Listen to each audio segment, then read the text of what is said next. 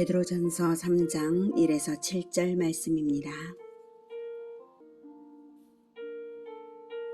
3장. 아내들아, 이와 같이 자기 남편에게 순종하라. 이는 혹 말씀을 순종하지 않는 자라도 말로 말미암지 않고 그 안에 행실로 말미암아 구원을 받게 하려 함이니, 너희의 두려워하며 정결한 행실을 봅니다. 너희의 단장은 머리를 꾸미고 금을 차고 아름다운 옷을 입는 외모로 하지 말고, 오직 마음에 숨은 사람을 온유하고 안정한 심령에 썩지 아니할 것으로 하라. 이는 하나님 앞에 값진 것이니라. 전에 하나님께 소망을 두었던 거룩한 부녀들도 이와 같이 자기 남편에게 순종함으로 자기를 단장하였나니, 사라가 아브라함을 주라 칭하여 순종한 것 같이 너희는 선을 행하고 아무 두려운 일에도 놀라지 아니하면 그의 딸이 된 것이니라. 남편들아, 이와 같이 지식을 따라 너희 아내와 동거하고 그를 더 연약한 그릇이요 또 생명의 은혜를 함께 이어받을 자로 알아 귀히 여기라. 이는 너희 기도가 막히지 아니하게 하려 함이라. 사랑하는 형제 여러분, 10월 6일 저녁 목상에 오신 것을 환영합니다. 안내사항을 먼저 알려드리겠습니다. 오는 토요일 제주 극동방송에서 성경 토론 축제가 개최되는데요. 제가 주관하는 일이 많아서 내일 금요일과 모레 토요일 저녁 목상은 올려드리지를 못합니다. 새벽 목상은 계속해서 올려드리겠습니다. 토요일 성경 토론 축제는 다음 세대 소망대회의 후속 행사인데요. 그 대회에서 수상한 다음 세대들이 제시된 논제에 대해 주장을 발표하고 신학자들이 고견을 들려주시는 자리입니다. 진리축제가 되고 또한 제주교회들이 기독교 변증가들을 양성해내는 촉매제 역할을 하고자 개최하는 것입니다. 기도와 응원을 부탁드립니다. 오늘 베드로전서 3장은 2장의 교훈에 이어지는 것입니다. 1장에서는 우리가 받은 씨가 썩지 아니할 씨, 복음의 말씀을 받아서 썩지 아니할 유업을 받았다는 것을 말했죠. 그래서 그러므로 이 영생을 유지하는 것만이 중요한데, 오직 말씀을 따르는 사랑으로 생명이 유지되는 것이죠. 그래서 썩지 아니할 씨로 되었으니 서로 사랑하라 하셨습니다. 2장에서는 개인의 성결한 삶을 권면하면서 개인의 성화를 이루어야 하는 공동체적인 이유를 가르쳐 주셨어요. 우리가 썩지 아니할 씨로 썩지 아니할 유업을 받았으니 서로 사랑해야 되는데, 어떻게 그 개인의 성화를 이룰 것인가, 그것을 가르치는데요. 그 개인의 성화가 공동체적으로 반드시 확장되는 것임을 보여주었어요. 그것이 바로 성전으로 지어져가는 교회 공동체다라고 했습니다. 구원은 개인만의 구원이 아니라 반드시 공동체적 구원으로 완성되어야 개인 구원도 완성된다는 의미가 거기 들어있죠. 예수님이 모퉁이 돌이 되셔서 진정한 성전교회 공동체를 시작하셨으므로 우리는 롤모델인 예수님을 따라서 모퉁이 돌을 따르는 벽돌들처럼, 똑같은 돌들처럼, 산돌처럼 그렇게 롤모델인 예수님을 따라서 함께 지어져 가라고 하셨고요. 공동체적 구원을 이루도록 거룩한 제사장이 되라고 권면했습니다. 그래서 어떻게 하면 되는가 하면, 부당한 고난을 받기 위해 부르심을 받았다는 것을 알고 그리스도의 발자취를 따라서 인내로써 고난을 참으면 아름답다고 하셨습니다. 그래서 거류민과 나그네 같은 너희 아니냐, 그러니 영혼을 거슬러 싸우는 육체의 정욕을 제어하라 라고 했습니다. 우리가 나그네 인생이라는 걸 생각하면 이 땅의 정욕은 하찮은 것이죠. 그래서 그것을 제어하면 내 영혼을 거슬러 싸우지 않게 되는 것이고, 마귀로부터 내 영혼을 지키는 것이죠. 그래서 나그네 인생인 줄을 알아라. 이 땅의 정욕을 제어하라 했습니다. 썩지 아니할 유업을 바라볼 때에 이 땅의 나그네 인생으로서 이 땅에 대해서 미련을 가질 아무것도 없으므로 이 땅의 고난은 그리스도를 본받을 때에 오히려 영광에 연결되는 것입니다. 그렇게 우리가 얼마나 비참한 처지에서 얼마나 영광스러운 자리로 부르심을 받았는가, 우리를 부르시기 위하여 우리 주 그리스도 예수께서 어떤 고난을 감내하셨으며 그 결과의 영광이 얼마나 놀라운가, 이것을 생각하면 우리의 롤모델 예수님을 따라서 사는 것이야말로 최고의 대안이고 이것밖에 없음을 알 수가 있습니다. 자, 그러면 구체적으로 어떻게 적용할 것인가가 문제죠. 그래서 3장에서는 가정에서부터 구체적인 지침을 주십니다. 1절 아내들아 이와 같이 자기 남편에게 순종하라. 이는 혹 말씀을 순종하지 않는 자라도 말로 말미암지 않고 그 아내의 행실로 말미암아 구원을 받게 하려 함이니. 네. 먼저 아내들에게 주는 지침인데요. 둘 다 믿는 부부인 경우에는 서로 이해를 잘할 수 있는데요. 믿지 않는 남편을 섬기는 아내 입장에서 남편을 어떻게 대할 것인가 하는 것은 결코 쉽지 않은 문제였습니다.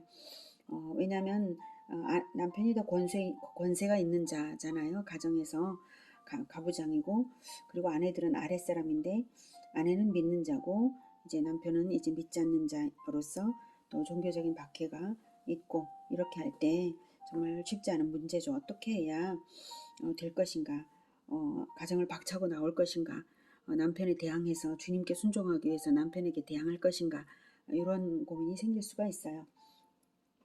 베드로는 그럴 경우에도 1절에 이와 같이 자기 남편에게 순종하라 라고 말합니다. 이와 같이라는 것은 이 장에서 가르친 교훈과 동일한 원리대로 하라는 말이죠. 즉, 이 땅에서는 나그네 인생이지만 영원한 유업을 바라는 성도로서 위에 있는 권세들에게 복종하며 그리스도를 위하여 선을 행하라라고 명했잖아요.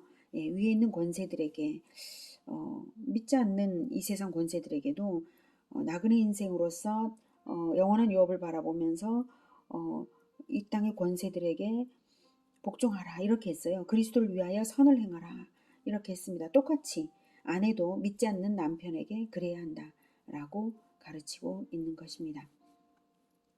그렇게 하는 이유는 말로 말미암지 않고 그 아내의 행실로 말미암아 구원을 받게 하려 함이니라고 말하고 있어요. 말로 전하는 복음의 말씀이 필요 없다는 뜻은 아니고요. 다만 부부 사이에서는 평소에 꾸준한 태도로 남편을 충성스럽게 섬기는 행실이 갖추어져 있어야만 말도 통하고 남편이 귀를 열어서 들어주게 되거든요. 예. 이때 남편은 아내의 태도를 통해서 너희의 두려워하며 2절 너희의 두려워하며 정결한 행실을 봄이라. 남편은 아내의 태도를 통해서 아내가 하나님을 두려워하여서 정결한 행실을 갖추는 그 태도를 자세를 보게 됩니다. 즉 하나님을 모르는 사람의 눈에도 성도가 살아가는 모든 행실, 성도가 나타내는 모든 행실의 저변에 하나님을 두려워하기 때문에 행실을 바르게 하는 것이 다 보이는 것이죠. 그래서 성도의 행실을 보면 하나님이 보이는 거예요. 그러므로 아내가 자기에게 하는 모든 착한 행실은 사실은 하나님이 살아계시기 때문에 자기가 높임을 받고 있다. 저 믿는 자인 아내에게서 남편인 내가 높임을 받는 이유는 하나님이 살아계시기 때문이다. 이걸 알게 되는 거죠. 그래서 아내가 그렇다는 것을 알게 되고는 아내는 하나님을 만나는 통로가 되는 것입니다. 그래서 아내의 단장은 육체를 위하여 하지 말고 4절에서 오직 마음에 숨은 사람을 마음에 숨은 사람 즉 영혼을 위하여 자기 영혼 마음에 숨겨져 있는 진정한 자기 자신의 모습이 있잖아요. 그 영혼을 위하여 단장을 하는 것이 지혜롭다라고 하는 것입니다. 인격의 향기가 풍기도록 말도 하고 단정한 용모와 행실을 갖추는 것이 바람직한 것입니다. 그 예시로 사라가 이제 전에 하나님께 소망을 두었던 거룩한 부녀들이 그렇게 했다라고 말을 하고 있고요. 또 사라의 예시를 주고 있습니다. 거룩한 부녀들이 남편에게 그렇게 순종을 한 이유가 뭐냐면 하나님께 소망을 두었기 때문에 하나님에 대한 소망 때문에 부녀들은 자기 남편에게 순종하고 자기의 영혼을 단장했습니다. 사라가 그 예시다라고 해서 6절에 말해주고 있어요. 사라가 남편을 주라 칭하여 순종한 것 같이 너희는 선을 행하고 아무 두려운 일에도 놀라지 아니하면 그의 딸이 된 것이니라. 이 말은 믿지 않는 남편을 주님처럼 순종으로 섬기며 선을 행하고요. 설령 남편에게 난폭한 취급을 당하는 일이 있다 해도 놀라지 말고 그것이 좀 두려운 일일지라도 놀라지 말고 주님을 의지하면 그의 딸, 즉 사라의 딸이요 아브라함의 자손으로서 합당하다라는 것입니다. 주님을 의지하면 설령 남편의 난폭한 행위가 염려가 되더라도 주님을 의지하면 평안을 얻을 수 있고요. 그리고 계속해서 이렇게 사랑으로 정성으로 섬기면 그런 모든 일들이 완화되고 또 하나님께서 다 다스려 주실 것입니다. 자, 이것이 때로는 쉽지 않은 일로 여겨질 수 있지만 성경에 또 다른 롤 모델이 있습니다. 바로 에스더 왕비입니다. 에스더 왕비는 난폭한 왕이었던 아하수에로에게 나아갈 때에 3일 금식을 하고 나아갔습니다. 에스더는 유다인들을 몰살하려는 고관 하만의 음모를 깨부수어야 하는 사명, 즉 자기가 왕후가 된 것이 바로 이때를 위한 것임을 깨닫고 왕에게 간청하기 위해 나아갔는데요. 당시 아하수에로 왕은 자기의 혈육이라 할지라도 부름받지 않은 상태에서 함부로 나아오면 죽여버릴 정도의 폭군이었습니다. 그래서 왕에게 나아가기 위해 3일 금식으로 준비하고 나아갔어요. 그리고 나아가서는 왕의 은총을 입게 되자 부탁한 것이 본론을 바로 꺼낸 것이 아니었죠. 왕후가 차린 잔치에 와달라고 간청했습니다. 자기 남편이지만 먼저는 잔치로서 섬겨드려서 마음을 흡족하게 한 후에 용건을 말한 것이 에스더의 지혜입니다. 그것도 자기가 먼저 입을 열지 않았습니다. 왕이 먼저 나라의 절반이라도 주겠노라 라며 소원을 말하라 라고 하니까 한 번 더 잔치에 와달라고 또 그랬죠. 그리고 그 다음 잔치에서 다시 소원을 말하라고 했을 때에야 유다인들을 구해달라고 원수를 갚게 해달라고 간청했습니다. 이처럼 먼저는 왕이신 남편의 마음을 얻어야 합니다. 가정에서 왕은 남편입니다. 에스더만이 아니라 모든 남편들이 가정의 왕인 줄을 모든 아내들은 알아야 합니다. 아내들은 충신처럼 남편을 선한 지혜로서 남편을 섬기는 것이 가정에서의 사명입니다. 왕이 충신에게 충성으로서 섬김을 받을 때에 충신 앞에서는 무장해제가 되잖아요. 그런 것처럼 남편도 아내의 충성스러운 사랑을 받을 때에 자기의 권위가 높임을 받았으므로 만족되어서 무장해제가 되죠. 그때 비로소 아내의 말을 귀 기울여 듣게 되고 아내에게 동화되는 것입니다. 남편을 위해 잔치하는 마음을 가지시기를 아내들에게 권해드립니다. 남편이 믿지 않는 자라고 할지라도 그럴수록 더욱 더 에스더 왕비처럼 잔치하는 마음을 가지십시오. 그것이 결코 지나친 것이 아닙니다. 사도 바울도 이렇게 가르쳤습니다. 에베소서 5장 22에서 24절 아내들이여 자기 남편에게 복종하기를 주께 하듯 하라. 이는 남편이 아내의 머리됨이 그리스도께서 교회의 머리됨과 같음이니 그가 바로 몸의 구주시니라. 그러므로 교회가 그리스도에게 하듯 아내들도 범사에 자기 남편에게 복종할지니라. 이렇게 가르쳤습니다. 다음은 남편들에게 주는 가르침이었죠. 7절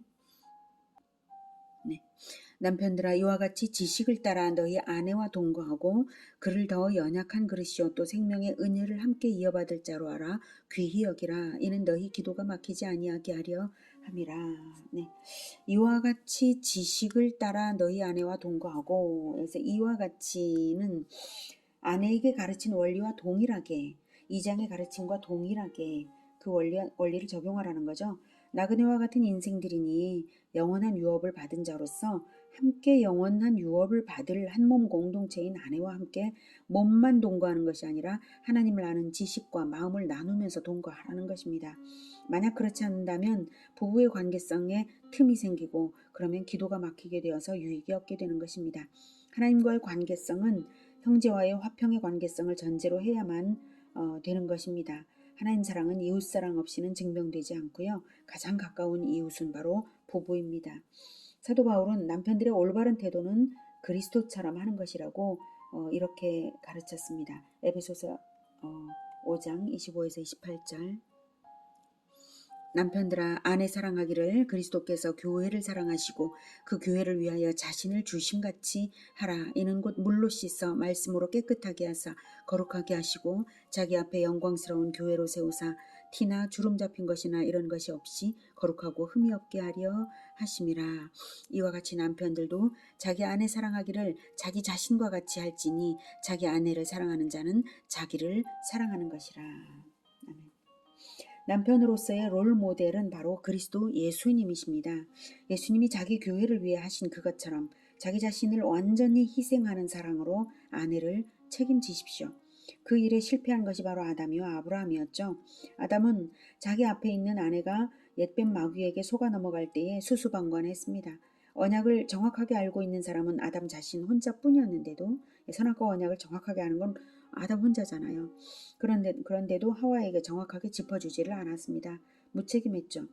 아브라함도 하나님의 언약을 정확하게 알고 있는 것은 아브라함 자신뿐입니다. 하나님의 언약을 직접 귀로 들은 건 아브라함 혼자죠.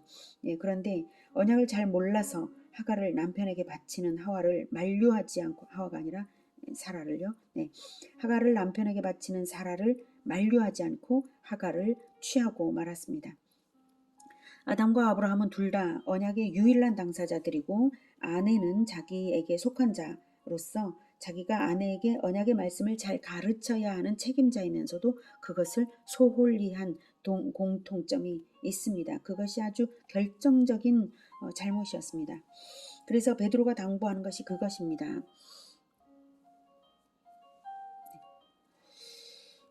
너희 아내와 지식을 따라 이와 같이 지식을 따라 너희 아내와 동거하고 지식을 따라. 남편들은 아내들에게 성경 말씀을 함께 나누십시오. 함께 생명의 은혜를 함께 이어받을 자, 영원한 유업을 함께 이어받을 자로 알아 귀히 여기는 게 무엇이겠습니까? 하나님의 말씀을 함께 나누고 함께 기도하십시오. 그리고 아담과 아브라함의 실패처럼 되지 마십시오. 오직 그리스도의 발자취를 따라서 자기 생명을 걸고 아내를 지켜주십시오. 오늘은 나그네 인생을 사는 동안 영원한 유업을 바라보며 함께 영원한 유업을 이어받을 짝인 배우자에게 어떻게 대해야 할지를 배웠습니다. 부부가 한 마음으로 동일한 신앙을 가지지 못할지라도 오직 그리스도를 본받아 왕처럼 남편을 섬김으로써 그리스도께 인도하는 통로가 되어야 한다는 것과 더 연약한 지체인 배우자를 자기 생명처럼 사랑하며 말씀을 나눠서 기도가 막히지 않게 해야 한다는 것을 배웠습니다. 이 가르침대로 모든 가정들이 그리스도께서 함께 하시는 복된 가정 되시기를 기원합니다. 기도하겠습니다. 하나님, 우리의 가정들의 연약한 것을 하나님 불쌍히 여겨주시고 이 연약함을 함께 보듬어서 일어설 수 있도록 주님 도와주시옵소서. 아내들은 남편을 왕처럼 섬기게, 남편들은 아내를 자기 생명을 걸고 사랑하게 우리들의 마음을 주장하여 주시고 가정에서부터 아름다운 교회 공동체가 하나님 나라 공동체가 되게 주님 도와주시옵소서. 그럼으로써 진정한 하나님 나라가 진정 튼튼한 세포, 하나님 나라의 튼튼한 세포들처럼 가정들이 튼튼하게 성장이 되고 후손 대대로 아름다운 건강하고 아름다운 하나님 나라가 이어져 가게 주님 도와 주시옵소서. 그래서 참으로 아름다운 하나님 나라 교회 공동체 진정한 성전이 되게 하여 주시옵소서. 예수님의 이름으로 기도드립니다. 아멘. 이어지는 시간은 개인 기도 시간입니다.